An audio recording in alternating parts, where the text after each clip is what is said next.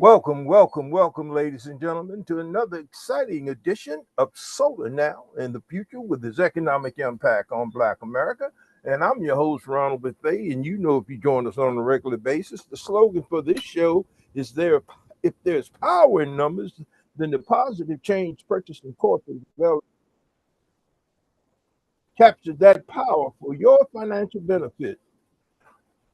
The Positive Change Purchasing Cooperative serves as an economic blueprint for renewable energy companies, both large and small, along with increasing market share for African and African American owned renewable energy companies to address the high energy costs at our historically Black colleges and universities to utilize Black owned farmlands and HBCU campuses to develop capacity and initiatives for renewable energy projects to bring down the underemployment of young African American and African men and women locally, nationally, and throughout the diaspora. Also, to educate the African and African American community about the economic impacts of climate change and the need for environmental education through Black Talk radio programs such as So Now and the Future with its economic impact on Black America. Ladies and gentlemen, also, if you join us on a regular basis, that this show is brought to you every week by the Black Sports Legends BSLF HBCU Solar Radio Talk Show Initiative. And you can get more information on that initiative by logging on to our website at positivechangepc.com. That's positivechangepc.com, and go over to our GoFundMe link. And truly, ladies and gentlemen, this has been a journey and a and and and a work of need and passion to, in fact, educate the African and African American community residing here in the United States and throughout the diaspora, locally and nationally, about climate change. And we've done that over the last 12 months. And we are now here today, today's date, December the 24th, 25, and we're all blessed to be alive. Ladies and gentlemen, we are doing a very, very special broadcast today. This is our end of year in review, and we'll be looking back over the past 12 months. And this is a segment, which part one of this show. We're going to cover the first 6 months of 2025. There has been so much going on in the renewable energy sector that has impacted the lives of millions of people, and has cost the U.S. economy billions of dollars in losses because of this draconian, backwards looking administration that we know has been run by COVID 45 plus two, with 45 felony counts coming straight at you. You refer to him as your president, and I'll leave it at that. What I want you to understand is what this administration has done in terms of the moves that it has taken to set back the African American community decades. And as my dear departed ancestor, brother Shalik Shabazz, we know him as Brother Malcolm X said, you've been tricked, you've been hoodwinked. And if we begin to look, as we look back at the renewable energy industry and the role that African Americans have played, its primary focus has been on turning back the clock on all of the gains put forth by President Obama's administration from 2008 to 16, and the Biden administration from 2020 to 2024. With that being said, ladies and gentlemen, uh, we don't have a scheduled guest today. And unfortunately, we are still working on the process of trying to get our podcast provider to answer some basic questions. So we're going to go ahead and move forward today and drill down on looking back on 2024 and 2025 and what it has meant to us as Africans living here in North America. With that being said, ladies and gentlemen, our as we go back and we look at January of 2025, we have to be very, very, very clear. And we're going to look at what role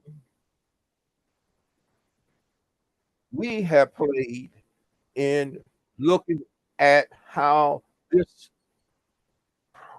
uh, initiatives and legislation have how it played in was played into that. And with that being said, ladies and gentlemen, we're going to open up our show looking at the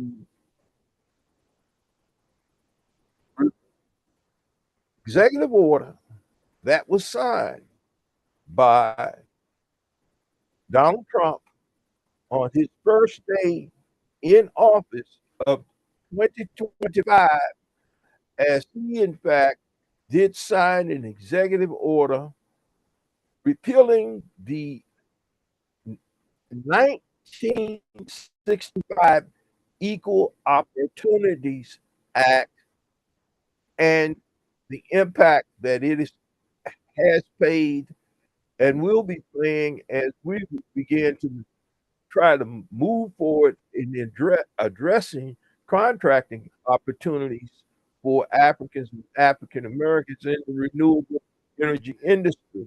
With that being said, ladies and gentlemen, we are going to jump right on into that phase of our show here on Solar Now in the Future with its economic impact on Black America.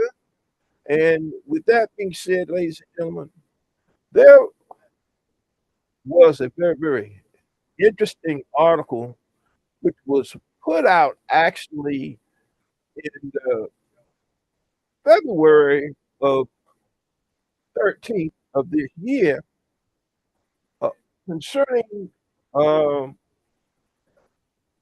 a bill Congressman Jamie Raskin of Maryland and Congresswoman Chantel Brown introduced the bill 989 HR 989. The bill introduced to codify the civil rights era anti-discrimination protections revoked by the Trump administration. Now, this was a press release, as I indicated, that was actually put out by Congressman Chantel Brown's office on February 13th of this year. And it went on to say, Congressman Chantel Brown of Ohio's 11th District and Congresswoman Jamie Raskin of the Maryland 8th District have legislation to codify anti-discrimination protections revoked by President Bush last month on January the 21st. President Trump issued an executive order revoking the Equal Opportunities Act Order 11246, the bedrock, which has served as the bedrock for civil rights protection, first issued by Lyndon Baines Johnson in 1965. The Equal Opportunity prohibits employment discrimination by federal contractors on the basis of race, color, religion, sex, sexual orientation, gender, identity, or national origin. I didn't see anything in there about age, but I'm hoping that that will has included in the law at this point in time. Brown and Raskin Legislative Order HR 989 will codify the Equal Opportunity Executive Order, federal law restoring its importance for anti-discrimination protections for Americans employed by federal contractors, which represent 1/5 of the nation's workforce. To date, 25 members of the House have co-sponsored the legislation. Now, ladies and gentlemen, this is very, very, very crucial and important. For 60 years, Republicans and Democratic presidents alike have agreed that taxpayers' money should not bankroll workplace discrimination. President Trump's reckless rollback of equal opportunity protections turns back the clock of 6 decades of civil rights progress, said Congresswoman Brown. My new bill restores critical safeguards for contractor employees, ensuring they don't face legal discrimination in hiring, progress, and workplace. Federal contractors who receive taxpayer funds and executive government programs should set the standard for equal opportunity. We will not stand by while this administration undermines the rights of women, Black Americans, marginalized communities. The fight for fairness in the workplace is far from over. Now, this was put out back in February, ladies and gentlemen. Let me share why I started this key piece off with our show this morning looking back. As you are quite aware of, Donald Trump has used the executive order process more than any president in American history. In his first 2 days, he signed over 100 executive orders. Well, you're going to find that these executive orders have hit the renewable energy industry as it relates to the solar industry by killing the 30% federal tax credit for one who would be interested in installing a PV system on one's roof. It has impacted the investment tax credit for manufacturing, building manufacturing facilities here in the U.S. It also has impacted the electric vehicle industry, automobile industry, because the Trump administration under EPA has rolled back the original sunset date for the expiration of the $7,500 tax credit for one American consumer who was interested in purchasing an electric vehicle to take advantage of by purchasing a new vehicle. If you were interested in purchasing a used vehicle, there was a $4,000 for purchasing a used electric vehicle. Now, when you look at the projections of loss between the rollback date of September 31st of 2025 of this year to December 31st of 2032, that's a window of 7 years. The projected losses by the automobile industry was somewhere around $168 billion in lost sales. just based on some preliminary research that we were able to pull up uh, Google and some online sources. With that said, ladies and gentlemen, let's take a close look at the month of January and things that actually took place in the month of January. And we're going to jump right into our outline and as we begin to look at that.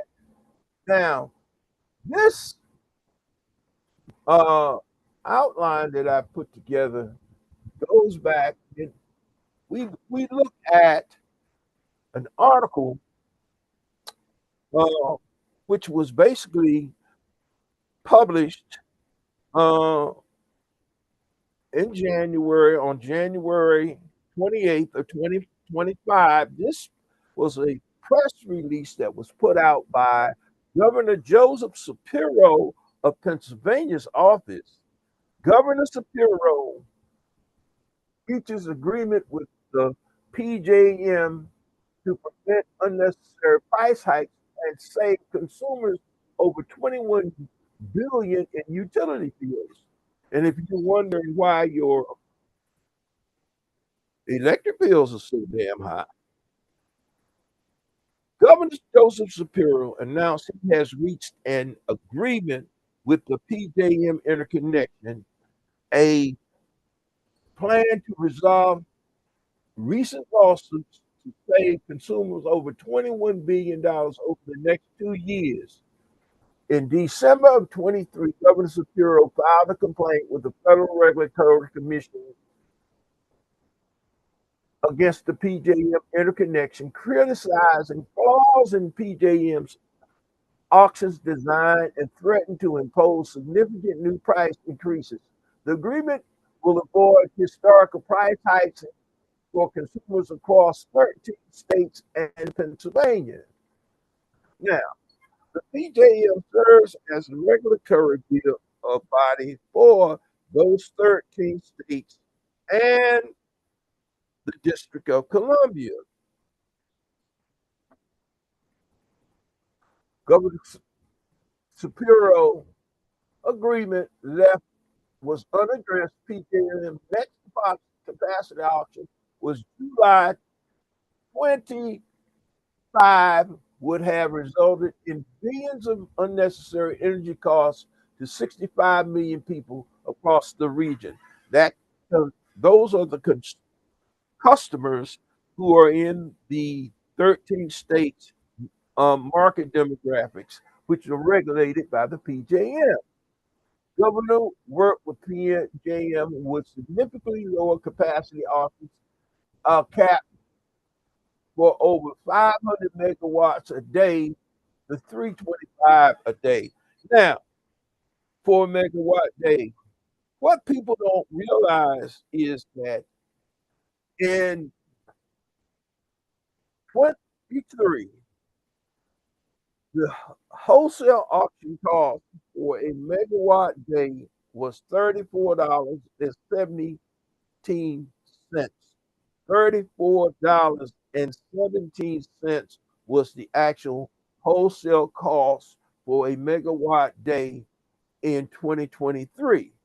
Now, during 2024, during the election process, Trump, according to Politico, which reported that Donald Trump called a meeting with the tech industry and the fossil fuel industry and indicated to them if they would put up $1 billion for his election campaign in 2024, they basically could do what they wanted to do. Well, ladies and gentlemen, we know fact checking Trump, he says a lot of things.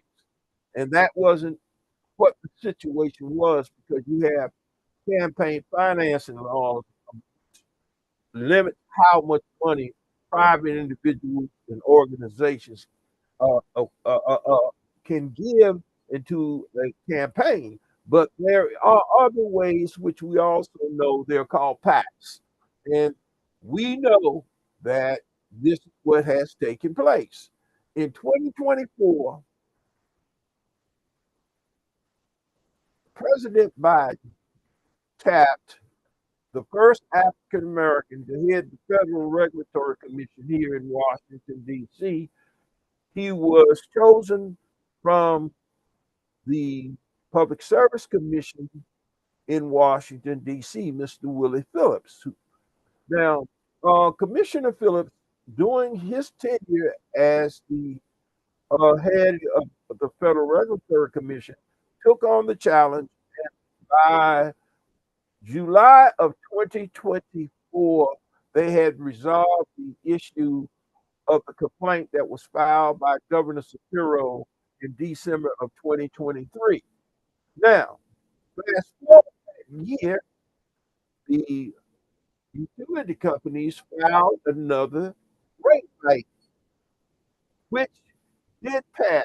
It was a 684% rate hike, which took the wholesale auction cost from 2023 from $34.17 to $269.98, which was the highest increase in the history of the PJM. Okay, now that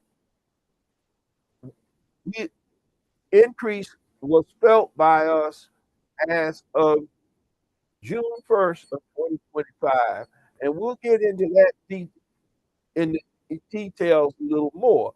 But we think that this was one of the most important stories that went under the radar in 2025. Now, Governor Shapiro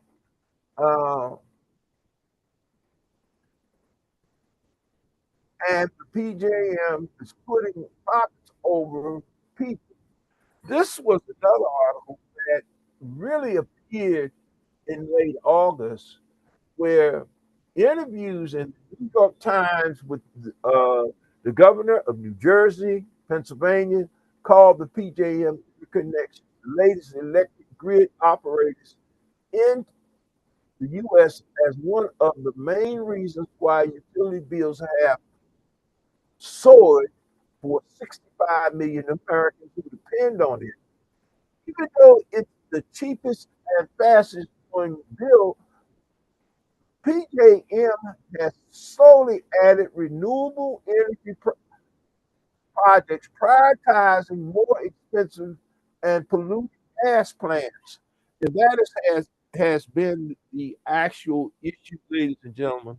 When we begin to look at what is going on in the PJM marketplace, we will find that we have a major concern and problem in the marketplace because the PJM, in fact, did pay little or no attention to the demands and requests of the 13 governors and the mayor of the District of Columbia. So we got hit with that, and most of us, the questions were, why is my electricity bill so high? Well, that is why that bill is so high, ladies and gentlemen. Now, the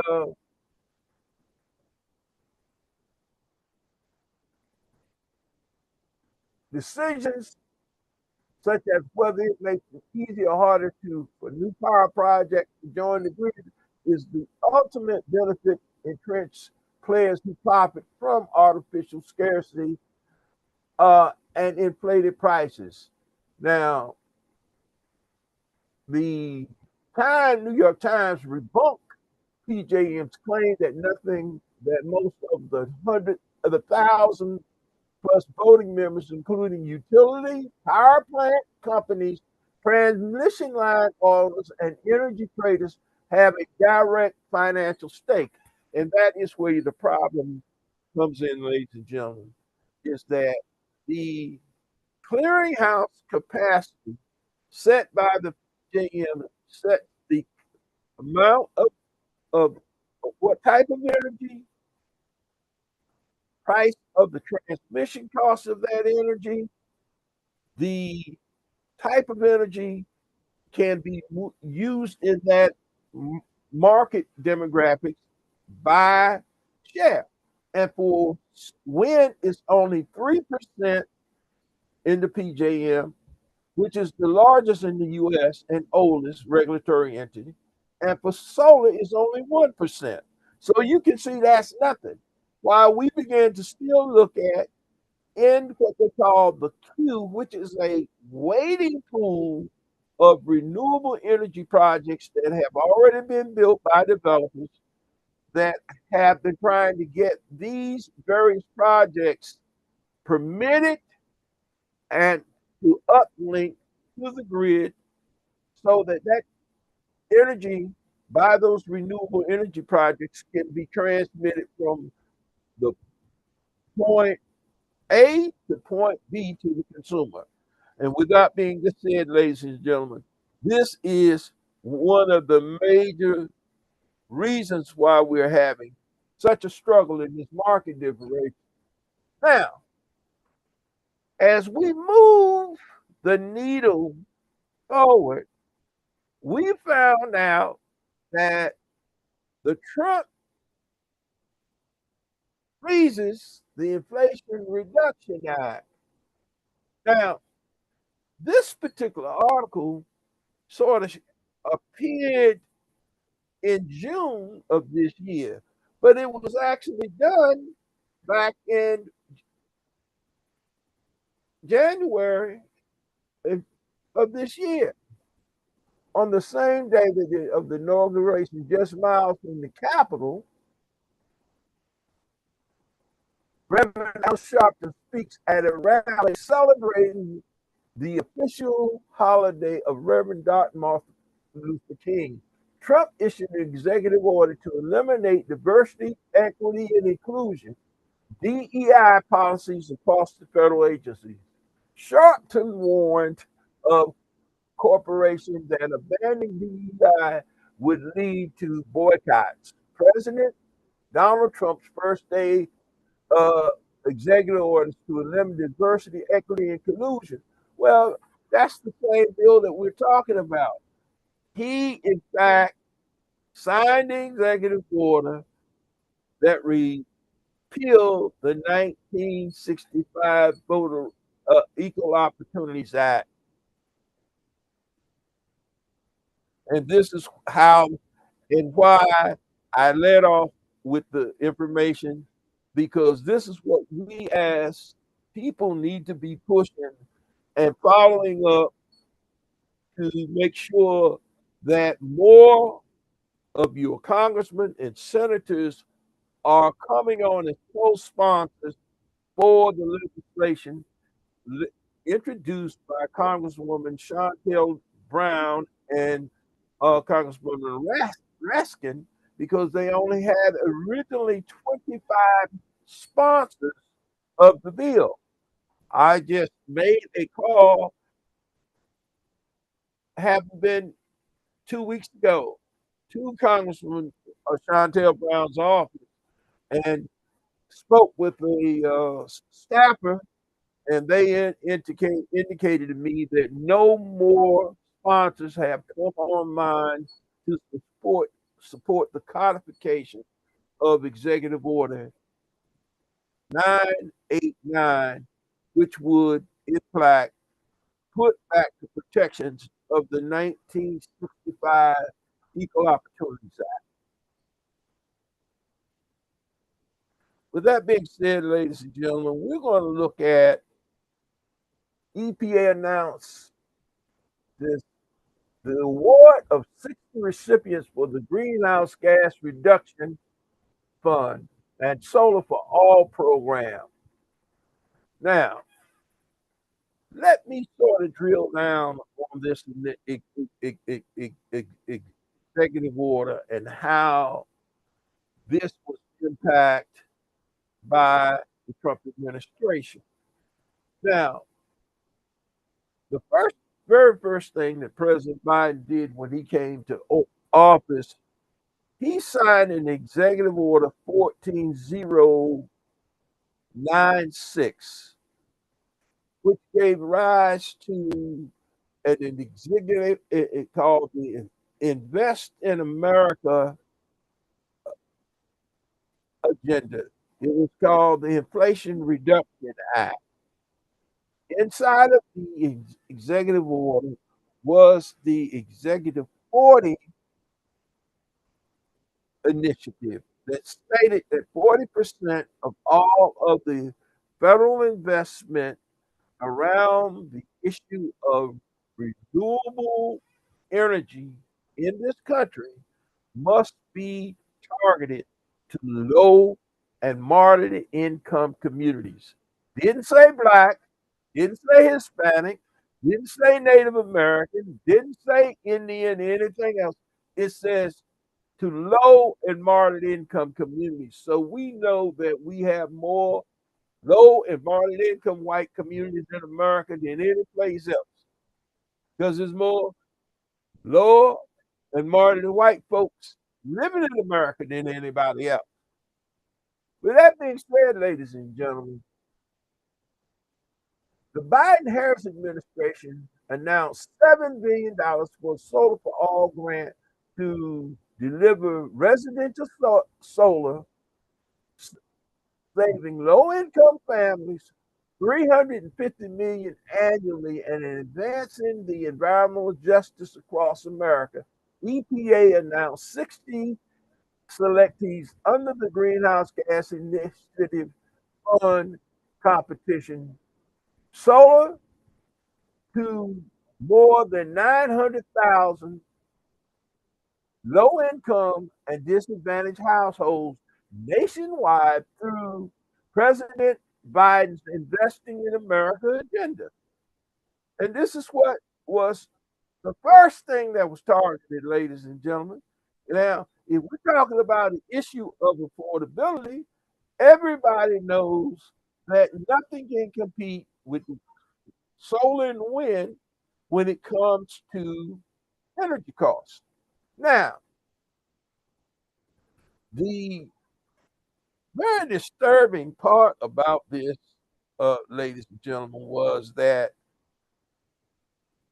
under Michael Regan, who was the head of EPA, he was the first African American tapped by the Biden administration to head the Environmental Protection Agency, understood that the timeline for putting together legislation, moving from legislation into policy, in policy into a bill, to vote on the bill, then deciding on how you're going to get the funding out of the door.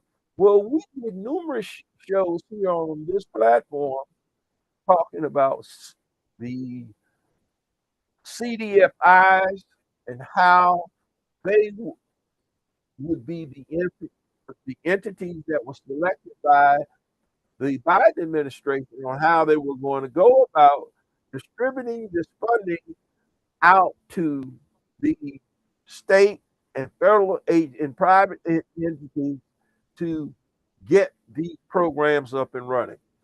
With that being said, the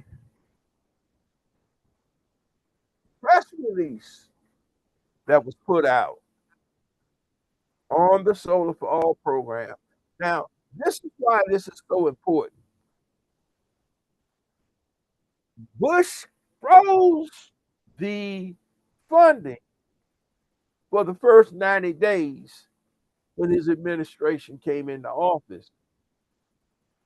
That threw everything else on the back burner.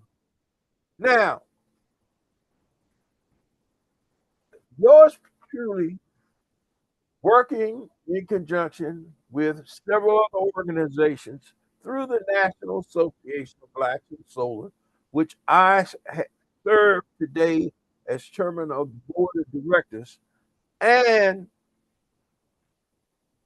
several other organizations, we put forth a release asking for the 18th and 19th Congress to codify the offices of energy justice and equity across all 6 federal agencies.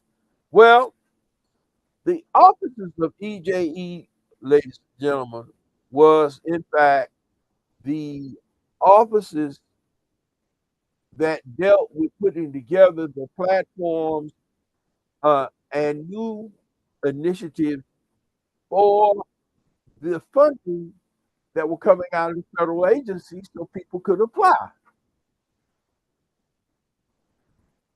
Yours truly, we had the opportunity to have several guests here.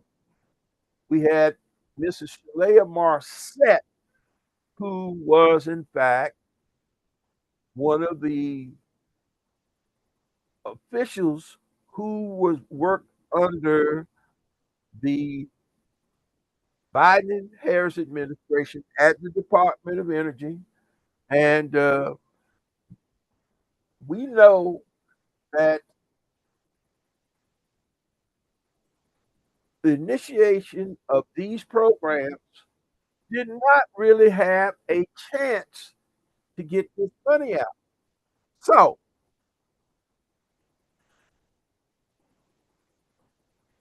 the head of EPA at that time, Michael Regan, placed in un, under the, in the and deposited with First Citizens Bank $20 billion from the Greenhouse Gas Initiative for CDIs that had already been part of those grantees selected. That money had already been appropriated to Congress and given authorization to be spent for those specific purposes. So this, in fact, threw everybody in a loop, and it created problems for all of those 60 grantees who had been selected through this process. And this money did not get out of the door. Here in the state of Maryland, I had an opportunity to speak with several representatives from the Maryland Clean Energy Center, which serves as the green bank for the state of Maryland. They, in fact, were supposed to receive $133 million. Well, they did not. So this became a problem. So being that Michael Regan realized this with the timeline, the $7 billion for the Solar for All program, that money never left the coffers of the Environmental Protection Agency. Well, I don't have to tell you what happened, ladies and gentlemen. You can probably know that Zealand clawed that money back and tried to cancel the commitment for those 60 grantees, which you will find it had a drastic impact on African American companies. Okay? Now, we in fact look at the need uh, to codify these agencies. Now, the large investment that was supposed to go out to companies and organizations such as the Central Electric Power Corporation was of South Carolina was awarded $500 million. This is what's so disturbing, ladies and gentlemen, about this whole process. When we began to look at the total investment, it was $1.3 trillion. The majority of this was in investment tax credits with some grants and loans. We will look at the breakdown in this look back over 2025. But when we began to look at what happened and why did this happen at this time and place. So when we do that, ladies and gentlemen, we have to go and take a minute to catch our breath, to understand exactly what took place. Now, when we look at uh, the federal uh, Trump administration environmental justice removed cuts across agencies. Now, this was a specific article that was published on February the 14th of this year, 2025. Now, this was put out by the government executive orders. Agency leaders placed nearly 200 of administrative leave as they wind down programs against the Justice and Energy departments at the Department of Environment Protection Agency. More reports surfaced this week of personnel cuts within multiple agencies with employees tied to environmental justice programs going on to the administrative level.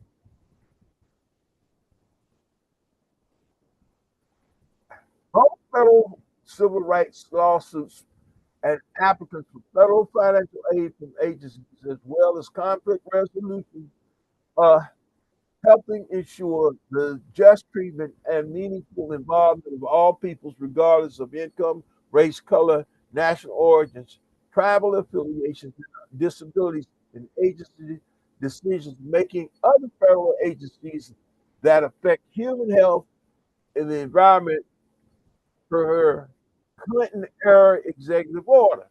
Now, this was reported by CNN.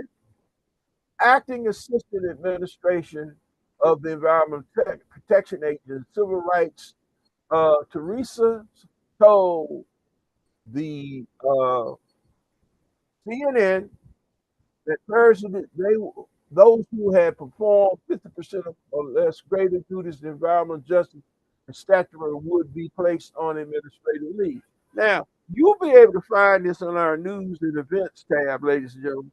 But if you want to destroy a program, well, the first thing you do is you take out the leadership. Uh, it, it, it, that is you don't have to be a rocket scientist to figure that one out. Now, Russell Vogt played a significant role in this process. And when we look back in February, in retrospect, he should never have been approved, but he was. And he's been very, very dangerous, and his actions have been very, very damaging as it relates to diversity, equity, and inclusion for people of color in this country. Now, we begin to move on and look at Trump energy price hikes, how tariffs will drive up costs and prove his promises to cut prices. Now, this was put out by Jeffries, which was part of the YouTube video that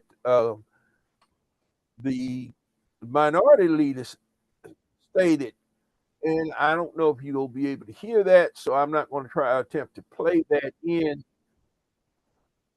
Urgent Senate updates how we're fighting back. This was put up out by the um, Senator Jeffries' office. Now, when we began to look at March of this year, we look at a number of things that took place at that time. Okay, and this is what actually took place.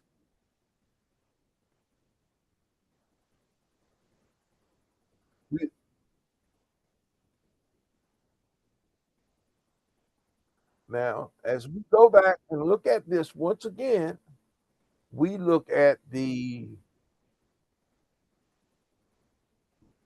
Maryland Solar Renewable Grant and Loan Programs. These were all programs that were put out by the Maryland Clean Energy Center.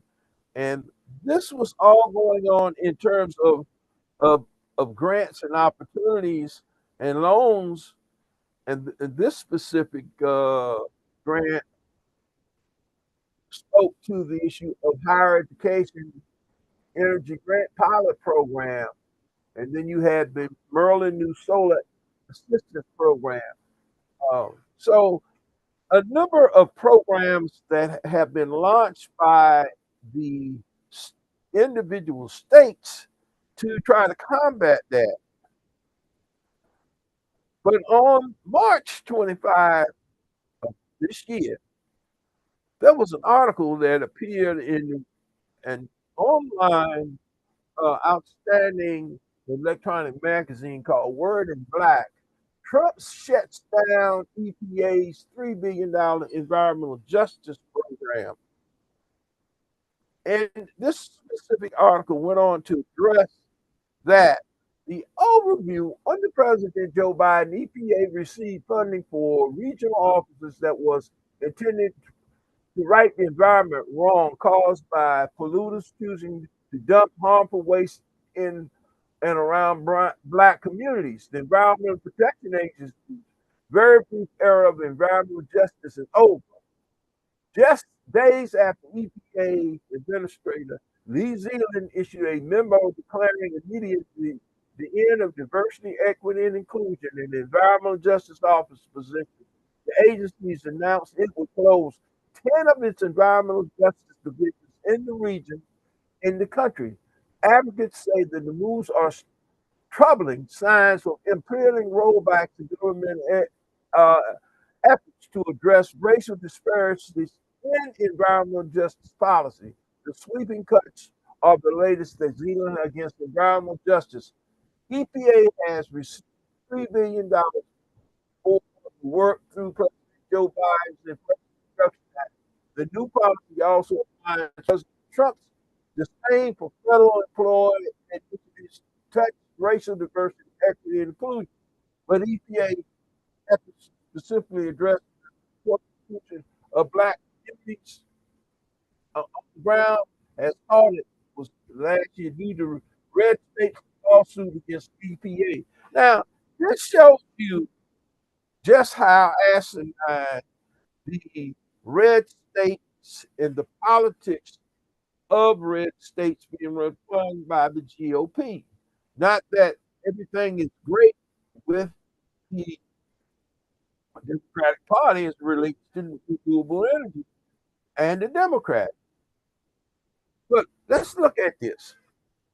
When we begin to look at where did the money actually go, you'll find that most of the investment out of 133 billion, 109 billion went into red states, which was President Biden's strategy. This is actually very important, ladies and gentlemen. Now, this thing went from bad to worse. EPA has taken it upon itself to decide whether otherwise lawful emissions are affecting the right for racial groups, according to the lawsuit. EPA frequently does not care about the content of air and water emissions, but only the color and skin of those approximate to them. In other words, this is the game.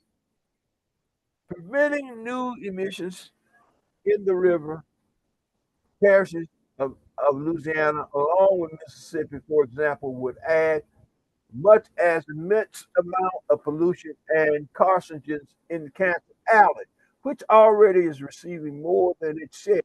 Some emissions are relatively unpolluted neighbors might be exactly welcome, but sending it to the alley where the pollution levels are so high is a uh, damaged public health, would make the environment a even greater disaster. Ironically, environmental justice era for EPA which was started by the Biden administration, is arguably ended with Landry, was never ever effective. Biden nearly struck a deal with Louisiana that would have required any new pollution emissions to be considered in context of how they would affect people's different socioeconomic groups. And this is what the whole issue is, ladies and gentlemen. Now you'll be able to find these articles under our news and events tab. This is why we are going back and we are tracking this over the course of 2 days. Because as you can see, there were so many things going on in January and February because people really didn't know what was in the executive order that Trump had signed. He signed almost 200 executive orders in his first week in the White House.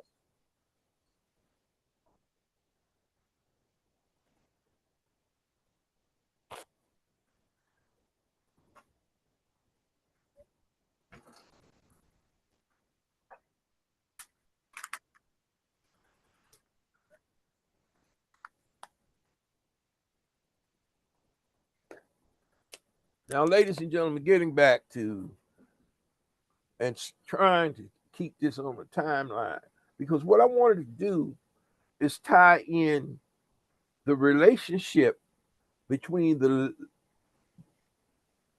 legislative and judicial regulatory bodies that are controlling the energy industry in this country and how they play into supporting the fossil fuel industry.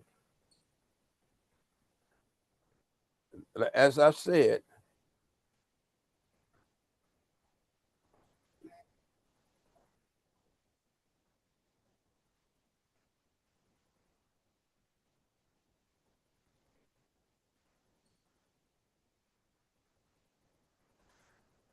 now, as we begin to look at the month of April of 2025, ladies and gentlemen, we looked at the initiatives that were being rolled out, and there was a number of things going on at that time as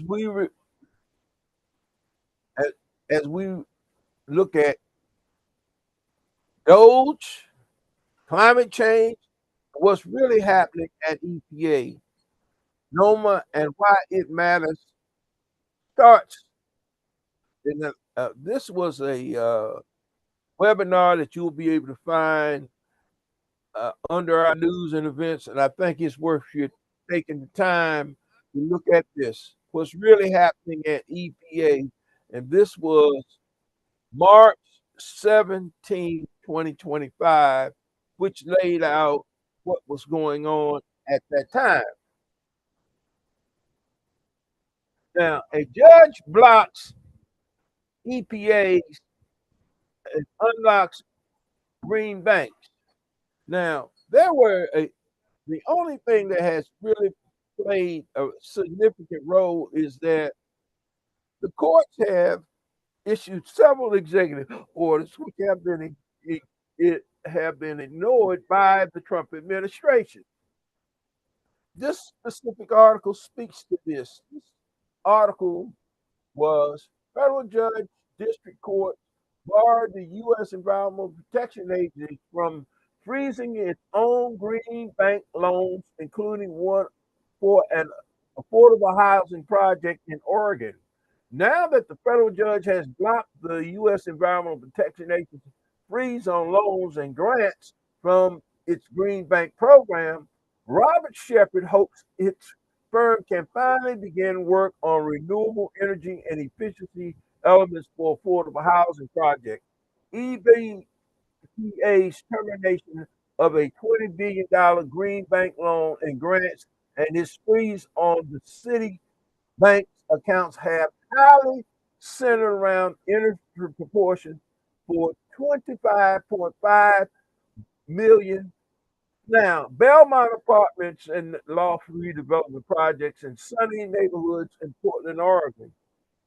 This week, the district court judge, Daniel Chuckin, enjoined EPA from terminating awards to Green Bank franchises for clean energy and efficiency and climate resilience projects, while attorneys sort out the practice implications of the judge order, and the orders plainly directs Citibank to disperse program funds that were dedicated to projects before the mid-February suspended or projected funding. Now, it's very, very interesting to me, ladies and gentlemen, why nobody was talking about this in mainstream black media. It was under the suspension, and Shepard anxiously wondered about the fate of the 10-year reduced rate of the loan for 1.5 million that EPA had set aside for the housing project. Okay, and you'll be able to find this specific article, but this is played out time and time again, where the offices of the state U.S. attorney's offices have had to bring litigation against the current administration in, of over funding that had already been approved by Congress to combat climate change. And these are the things that are going on. Solar panel tariffs and professional history and their impact on the industry. Now, this was an article that you will be able to find under our news and events tab. Climate change threats national security. Mid-Atlantic state officials to join Evergreen rolling out new report on potential cost savings and the creation of fixing PJSQ. This goes right back to the original conversation that we opened up with.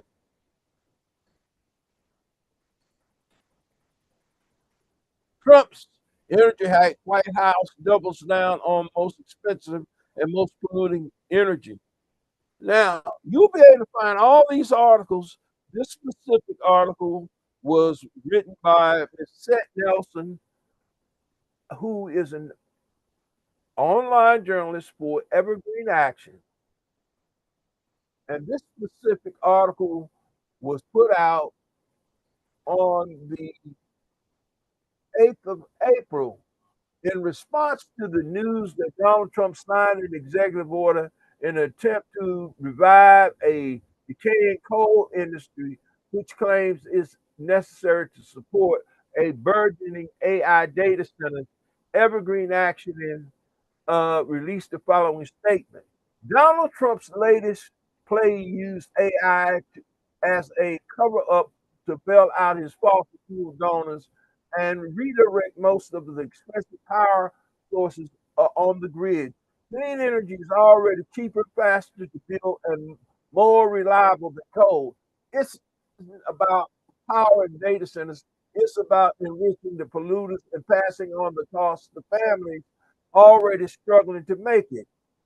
Coal is an toxic and outdated. It is poisonous to our air and water, jacks up household energy bill, and is deadly for communities living under the shadow of the smokestack. Trump's actual cared about meeting rising energy demands. He'd invest in affordable clean power and not drag back to the uh, prop ups of a dying industry. Last year, Evergreen Action released 4 ways that you can meet AI energy demands with clean energy, outlining how to address data centers demand. Hit on 4 goals and key policy innovations and prevented companies behind AI from pushing their costs and pollution back into the communities. You can read more here. Now, this outlines the 4 ways this could be done. Ways states can meet AI energy demands, and you'll be able to What is the impact on data centers, energy demand on the climate? Projections for potential electricity for consumers by data centers. What is the role of policy makers to advocate and tech companies? How can state address AI energy demand and hit higher clean energy targets? So this lays that out, ladies and gentlemen. This was a well done article uh, that was done by Ms. Nelson in Evergreen Action. Now, as we begin to look at the the calendar, and we began to look at uh, the articles that uh, uh, that appeared in April, and then we March, as we indicated, we looked at the uh, how Zealand had canceled the and closed up the 10 regional offices for the offices of EJE. Also, when we began to look at open letter in April, you'll find an open letter on Bill HB 0842, which was introduced by my Dallas State Delegate, Mrs. Dana Tarvis, for the 5th District of Maryland. And the bill working through the 2024 Maryland legislature. Also, you'll be able to find under our news events in April, EPA's new $20 billion Green Bank benefit disadvantage for disadvantaged communities. This talked about the greenhouse gases specific initiative. Now, we want to go on and look at May and U.S. Department of Energy faculty applied energy science programs announced in the cohort. Now, this was uh, what such tragedy, ladies and gentlemen, as relates to our HBCUs. And when we say that and looking at what actually took place in May of 2025. And with that being said, we're going to look at what was actually lost when these programs were basically the funding was pulled from the funding. U.S. House talked about also in May, House Republicans seek to kill EV tax credit loan program. Now, this was an article that appeared on May 12th. Reuters put this out. Republicans in the U.S. House of Representatives on Monday proposed killing the electric vehicle tax credit, repealing the fuel efficiency rules designed to probe alternatives into building more zero emission vehicles as part of a broad tax base reform. The proposal would set up the House Ways and Means Committee to repeal $7,500 for new tax credits and $4,000 for new vehicles, which would end on was due to end up at the end in December 31st of 25. They rolled it back to September 31st of 2025. This has already happened, ladies and gentlemen. That's why when you go back in retrospect and you begin to look at these articles and tie them in. Also, U.S. Treasury in 2024 awarded more than $2 billion in point of sale rebates for EVs. This is what actually was the benefit to people who purchased EVs in 2024 saved $2 billion because of the investment tax credits. Now, this has been rolled back, but I don't hear people raising hell about that. This is why we are doing this show in two segments, ladies. It's just so much information that got overlooked and did not come to the forefront. Okay, now the House of Representatives also proposed to kill a loan program that supports the manufacturing of certain advanced technologies. It would rescind unobligated funds and rescind corporate average fuel economy standards of greenhouse gas emissions for 2027 and beyond. The potential will be taken up by the Energy and Commerce Committee. Among outstanding loans finalized by President Joe Biden, $9.63 billion to a joint venture for Ford and South Korean battery manufacturer SK now opens a new tab for consideration. These are things that people didn't look at when they went to the polls because nobody educated them around the impact of what was going on in the renewable energy sector and how it was going to benefit their communities. And these are all facts, ladies and gentlemen. These aren't things I'm just making up. So, with looking at that, in May, it looked at 7 ways Republican sweeping tax bill would raise household costs. Chicago may get their way to keep polluters out of black neighborhoods. All this can be found under our Memphis, under our news and events, under our May news and events. One of the most important videos that you're going to want to see is it in our May news and events is a interview done by Roland Martin, The Poisoning of Black Memphis. Elon Musk AI plant sparks environmental racism outrage. You'll be able to find that under our news and events. New York Bitcoin miners are buying up power plants and communities are fighting back. That's a must read, ladies and gentlemen. It talks about the impact of how the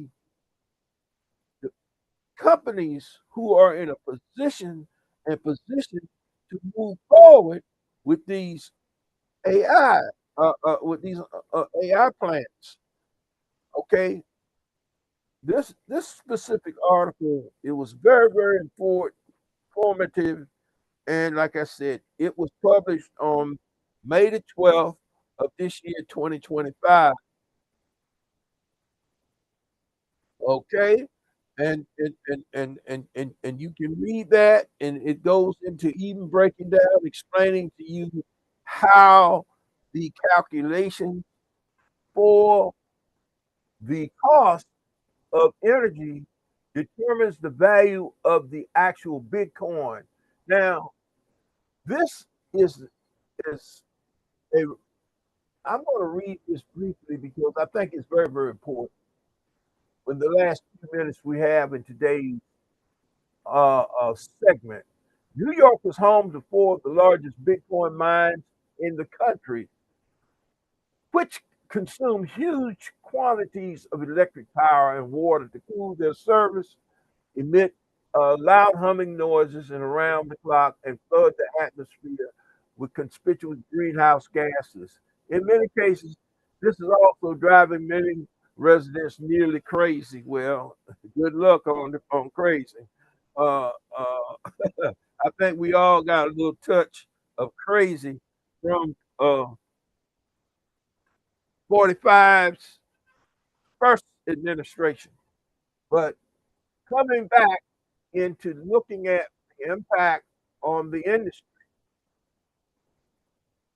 this is a, says I'm probably within a mile and a half of the fact at of of the facility, and I can hear it's said Erwin Robinson, a sociology professor at Cornelius University in Buffalo, who lives close to a Bitcoin mine near New York's border with Canada. It's a slow hum that keeps kind of sets in your ears. Bitcoin, the largest known crypto, is managed by the decentralized network of Bitcoin users, a network of algorithm assigned by transactions a unique random identifying code that Bitcoin mines derived by operating powerful computers day and night, running an endless series of random numbers to break the codes.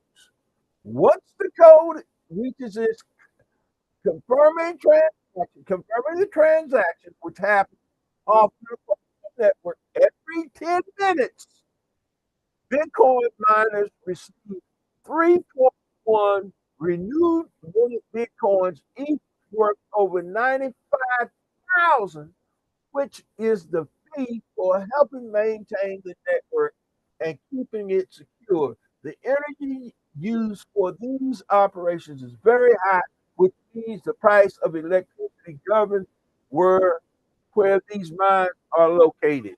This has a lot to do with why your bills are so damn high, ladies and gentlemen. Energy bill. Two different Bitcoin mines have set up their operations in Northeast New York towns.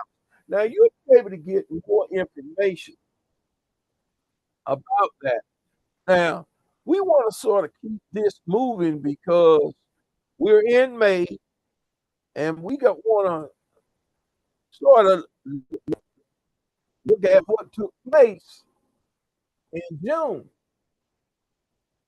June, we talked about the meeting that Governor Shapiro has already had. We also looking at how the GOP updated a mega bill was even worse disaster. The so-called big brutal bill that was passed. U.S. manufacturers are seek to match rhetoric with reality. U.S. solar tax credits cut electricity bills by 51 billion for the year, according to SEIA, and that's looking back at 2024. Policy uncertainties to $1.4 billion in U.S. manufacturing investment canceled in May. Now, all of this took place in May, ladies and gentlemen. Now, well,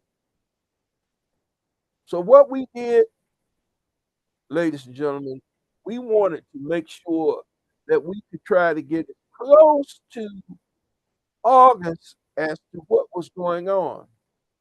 Now, looking in also in May, you're going to want to look at Attorney General Brown from the state of Maryland sues illegal termination of federal electric vehicle funding. As I indicated, there was a number of lawsuits filed by states. Now, you'll be able to find this press release, Baltimore. This was released, of course, on May the 7th of 2025. U.S. Attorney General Anthony Brown today joined a lawsuit to stop the Trump administration from illegally terminating billions of congressional approved funding for electric vehicle infrastructure. Unless the courts check the president's outreach, Maryland stands to lose $49 million in funding for electric vehicle infrastructure. Charging stations and ports are critical to help more families transition to cleaner vehicles and reduce pollution for our environmental goals, said Attorney General Brown. Now, you'll be able to get that information under our news and events tab here. Okay. With that being said, ladies and gentlemen, we're trying to sort of keep this moving on a timely manner because we want to bring you back on December the 31st. We will do part 2 of the year in review of solar now and the future with its economic impact on Black America. But before we close today, ladies and gentlemen, as I said, we're gonna we're gonna talk about several of these other uh, uh, articles, which you'll be able to find. A colossal polluter, NAACP, sues Memphis data center leaders in building AI infrastructure, which is a webinar that took place in Dubai. You're going to want to look at that specific YouTube video. Now, in July, there were a number of articles that stand out. You'll be able to find that information under our news and events tab. We're going to be talking about the Inflation Reduction Act massive economic boost for to one return on investment. These are the things that are so disturbing. Now, in August, you'll be able to find why my energy bill is going up and why the attack on solar and the wind industry. That's going to be in August. We're going to close with that specific information today, ladies and gentlemen. Let me get over to my news and events tab, and we're going to look at that information under August, which was very, very, very important as relates to that under our news and events tab, ladies and gentlemen. As I indicated, I'm in August of this year. Uh, okay, I'm sure.